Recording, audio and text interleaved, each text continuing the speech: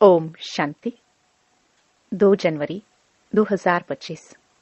बाबा के महावाक्य। मीठे बच्चे, बाप का पाठ एक्यूरेट है। वह अपने समय पर आते हैं, जरा भी फर्क नहीं पड़ सकता। उनके आने का यादगार शिवरात्रि खूब धूमधाम से मनाओ। प्रश्न: किन बच्चों के विकर्म पूरे पूरे विनाश नहीं हो पाते? उत्तर: जिनका योग ठीक नहीं है, बाप की याद नहीं रहती, तो विकर्म विनाश नहीं हो पाते। योग युक्त न होने से इतनी सद्गति नहीं होती। पाप रह जाते हैं, फिर पद भी कम हो जाता है। योग नहीं तो नाम रूप में फंसे रहते हैं। उनकी ही बातें याद आती रहती हैं। वह देही अभिमानी रह नहीं सकते। गीत। यह कौन आज आया सवेरे सवेरे।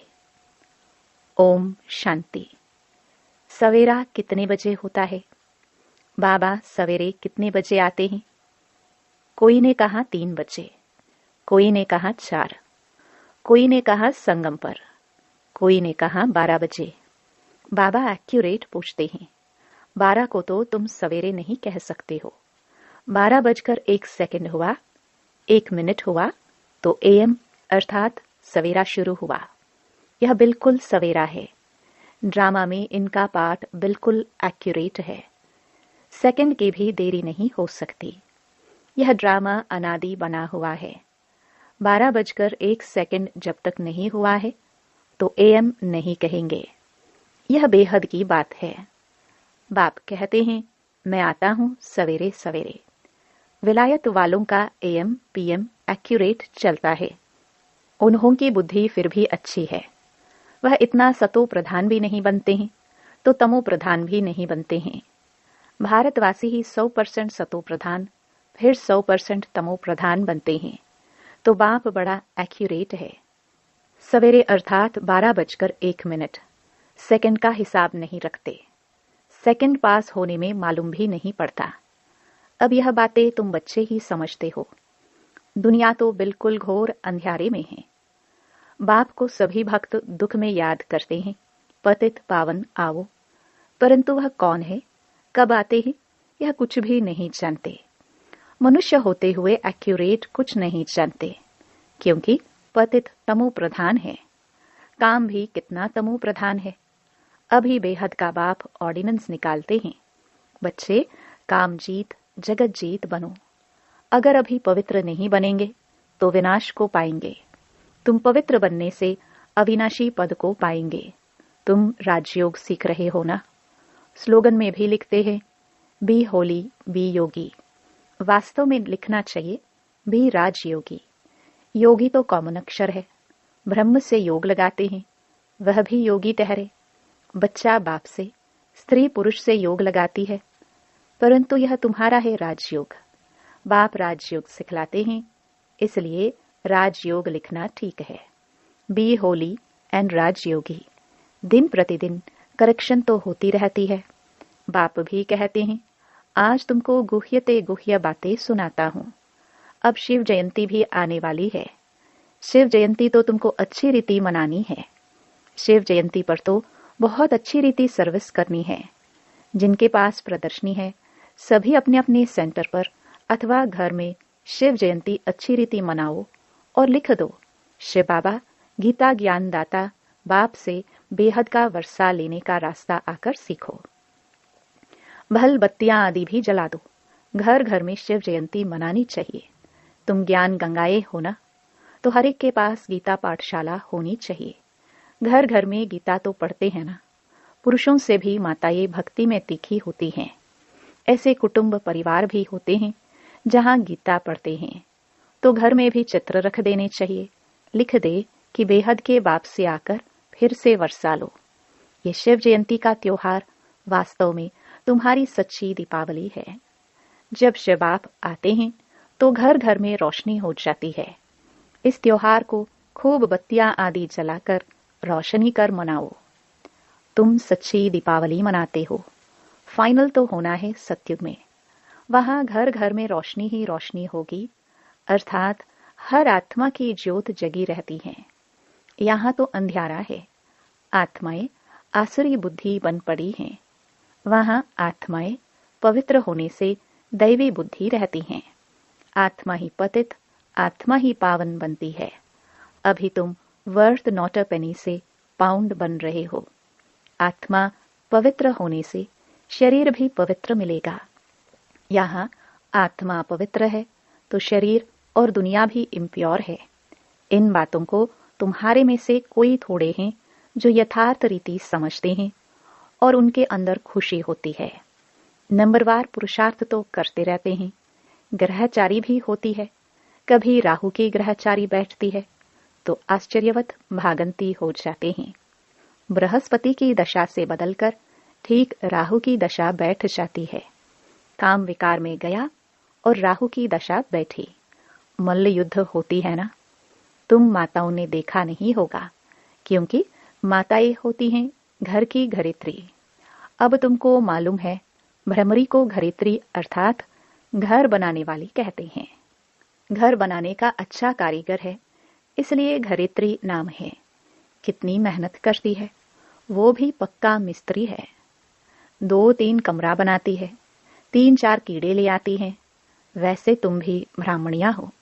चाहे 1-2 को बनाओ, चाहे 10-12 को, चाहे 100 को, चाहे 500 को बनाओ। मंडप आदि बनाते हो, यह भी घर बनाना हुआ ना। उनमें बैठ सबको भू भू करते हो। फिर कोई तो समझकर कीड़े से ब्राह्मण बनते हैं, कोई सड़ा हुआ निकलते हैं, अर्थात इस धर्म के नहीं है। इस धर्म वालों को ही पूरी रीति टच होगा। तुम तो फिर भी मनुष्य हो ना। तुम्हारी ताकत उनसे, भ्रमरी से तो जास्ती है। तुम 2000 के बीच में भी भाषण कर सकते हो। आगे चल 4-5 हजार की सभा में भी तुम जाएंगे। भ्रमरी की तुम्हारे से भेंट है। आजकल सन्यासी लोग भी बाहर विदेशों में जाकर कहते हैं, हम भारत का प्राचीन राजयोग सिखाते हैं। आजकल माताएं भी गेरू कफनी पहनकर जाती हैं, फॉरिनर्स को ठगा कर आती हैं। उनको कहती हैं, भारत का प्राचीन राजयोग भारत में चलकर सीखो। तुम ऐसे थोड़ी कहेंगे कि भारत में चलकर सीखो। तुम तो फॉरेन में जाएंगे तो वहां ही बैठ समझाएंगे, यह राजयोग सीखो तो स्वर्ग में तुम्हारा जन्म हो जाएगा। इसमें कपड़ा आदि बदलने की बात नहीं है। यहाँ ही देह के सब संबंध भूल अपने को आत्मा समझ बाप को याद करो। बाप ही लिबरेटर गाइड है, सबको दुख से लिबरेट करते हैं। अभी तुमको सतो प्रधान बनना है। तुम पहले गोल्डन एज में थे, अब आयरन एज में हो। सारी वर्ल्ड, सभी धर्म वाले आयरन एज में हैं।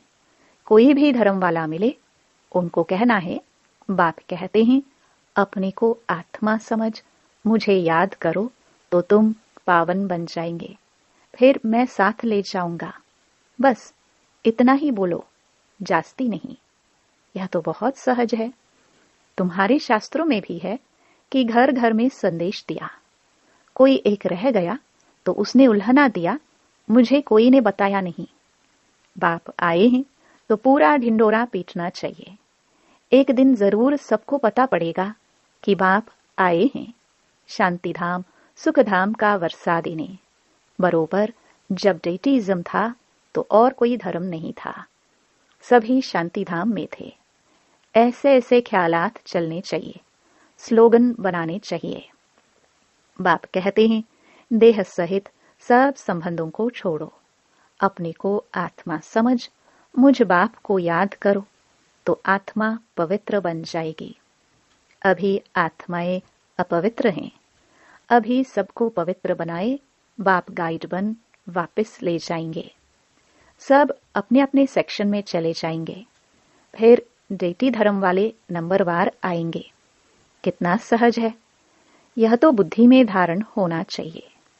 जो सर्विस करते हैं वह छिपे नहीं रह सकते। डिसर्विस करने वाले भी छिप नहीं सकते। सर्विसेबल को तो बुलाते हैं। जो कुछ भी ज्ञान नहीं सुना सकते उनको थोड़े बुलाएंगे, वह तो और ही नाम बदनाम कर देंगे। कहेंगे बीके ऐसे होते हैं क्या? पूरा रिस्पॉन्ड भी नहीं करते, तो नाम बदनाम हुआ ना। शिव बाबा का नाम बदनाम करने वाले ऊंच पद पा ना सके। जैसे यहाँ भी कोई तो करोड़पति हैं, पदमपति भी है, कोई तो देखो भूख मर रहे हैं। ऐसे बेगर्स भी आकर प्रिंस बनेंगे। अभी तुम बच्चे ही जानते हो, वही श्री कृष्ण जो स्वर्ग का प्रिंस था, वह फिर बेगर बनते हैं, फिर बेगर टू प्रिंस बनेंगे। यह बेगर थे ना, थोड़ा बहुत कमाया, वह भी तुम बच्चों के लिए। नहीं तो तुम्हारी संभाल कैसे हो? ये सब बातें शास्त्रों में थोड़ी हैं, शिव बाबा ही आकर बतलाते हैं। बरोबर यह गांव का छोरा था, नाम कोई श्री कृष्ण नहीं था। यह आत्मा की बात है, इसलिए मनुष्य मूंझे हुए हैं। तो बाबा ने समझाया, शिव जयंती पर हर एक घर घर में चित्रों पर सर्विस करे, लिख दे कि बेहद के बाप से 21 जन्मों के लिए स्वर्ग की बादशाही सेकंड में कैसे मिलती है। सो आकर समझो। जैसे दिवाली पर मनुष्य बहुत दुकान निकाल बैठते हैं, तुमको फिर अविनाशी ज्ञान रत्नों का दुकान निकाल बैठना है। तुम्हारा कितना अच्छा सजाया हुआ दुकान होगा। मनुष्य दिवाली पर करते हैं, तुम फिर शिव जयंती पर करो। जो शिव बाबा सबके दीप जगाते हैं, तुमको विश्व का मालिक बनाते हैं। वह तो लक्ष्मी से विनाशी धन मांगते हैं, और यहाँ जगदम्बा से तुमको विश्व की बादशाही मिलती है। यह राज बाप समझाते हैं। बाबा कोई शास्त्र थोड़ी उठाते हैं। बाप कहते हैं, मैं नॉलेजफुल हूं ना। हाँ, यह जानते हैं फलाने फलाने बच्चे सर्विस बहुत अच्छी करते हैं, इसलिए याद पड़ती है। बाकी ऐसे नहीं कि एक एक के अंदर को बैठ जानता हूं। हाँ, कोई समय पता पड़ जाता है, ये पतित है, शक पड़ता है, उनकी शक्ल ही मायूस हो जाती है, तो ऊपर से बाबा भी कहला भेजता है, इनसे पूछो। ये भी ड्रामा में नोंद है, जो कोई कोई के लिए बताते हैं, बाकी ऐसे नहीं सबके लिए बताएंगे। ऐसे तो ढेर हैं, काला मुंह करते हैं, जो करेंगे सो अपना ही नुकसान करेंगे। सच बतलाने से कुछ फायदा होगा, नहीं बताने से और ही नुकसान करेंगे। समझना चाहिए, बाबा हमको गोरा बनाने आए हैं और हम फिर काला मुंह कर लेते हैं। यह है ही कांटों की दुनिया, ह्यूमन कांटे हैं। सत्युग को कहा जाता है गार्डन ऑफ अल्लाह, और यह है फॉरेस्ट। इसलिए बाप कहते हैं, जब जब धर्म की ग्लानि होती है, तब मैं आता हूँ। फर्स्ट नंबर श्री कृष्ण देखो, फिर 84 जन्मों के बाद कैसा बन जाता है। अभी सब हैं तमो प्रधान, आपस में लड़ते रहते हैं, ये सब ड्रामा में है। फिर स्वर्ग में यह कुछ नहीं होगा। पॉइंट्स तो ढेर की ढेर हैं, नोट करनी चाहिए। जैसे बैरिस्टर लोग भी पॉइंट्स का बुक रखते हैं ना, डॉक्टर लोग भी किताब रखते हैं, उसमें देखकर दवाई देते हैं। तो बच्चों को कितनी अच्छी रीति पढ़ना चाहिए, सर्विस करनी चाहिए। बाबा ने नंबर 1 मंत्र दिया है, मन मना भव। बाप और वर्षे को याद करो तो स्वर्ग के मालिक बन जाएंगे। शिव जयंती मनाते हैं, परंतु शिव बाबा ने क्या किया? जरूर स्वर्ग का वर्षा दिया होगा। उसको 5000 वर्ष हुए, स्वर्ग से नरक, नरक से स्वर्ग बनेगा। बाप समझाते हैं, बच्चे योग युक्त बनो तो तुम्हें हर बात अच्छी तरह समझ में आएगी। परंतु योग ठीक नहीं है, बाप की याद नहीं रहती, तो कुछ समझ नहीं सकते। विक्रम भी विनाश नहीं हो पाते। योग युक्त न होने से इतनी सदगति भी नहीं होती है, पाप रह जाते हैं, फिर पद भी कम हो जाता है। बहुत हैं, योग कुछ भी नहीं है, नाम रूप में फंसे रहते हैं, उनकी ही याद आती रहेगी, तो विक्रम विनाश कैसे होंगे? बाप कहते हैं, देही अभिमानी बनो। अच्छा, मीठे मीठे सिखिलदे बच्चों प्रति मात पिता बाप दादा का याद प्यार और गुड मॉर्निंग। रूहानी बाप की रूहानी बच्चों को नमस्ते। धारणा के लिए मुख्य सार। पहला, शिव जयंती पर अविनाशी ज्ञान रत्नों का दुकान निकाल सेवा करनी है। घर घर में रोशनी कर सबको बाप का परिचय देना है। दूसरा, सच्चे बाप से सच्चा होकर रहना है। कोई भी विक्रम करके छिपाना नहीं है। ऐसा योग युक्त बनना है जो कोई भी पाप रह ना जाए। किसी के भी नाम रूप में नहीं फंसना है। वरदान, मैंपन के भान को मिटाने वाले ब्रह्मा बाप समान श्रेष्ठ त्यागी भव।